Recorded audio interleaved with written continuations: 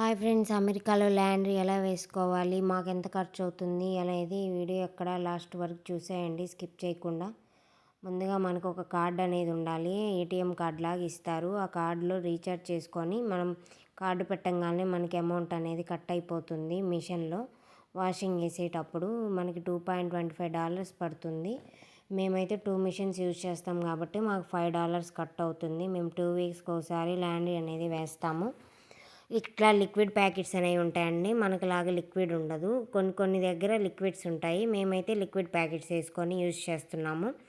Next washing అయిపోయిన వెంటనే dryer ఇలా క్లీన్ చేసుకోకపోతే మన బట్టలన్నీ ఖరాబ్ అయిపోతాయి. ఇక్కడ వాషింగ్ వేరుగా, అమెరికాలో డ్రైయర్ వేరుగా, వాషింగ్ వేరుగా ఉంటుంది. వాషింగ్కి అయితే $5, డ్రైయర్కి అయితే $2, టోటల్ $7. మన ఇండియన్ కరెన్సీ అయితే 700 పడుతుందండి.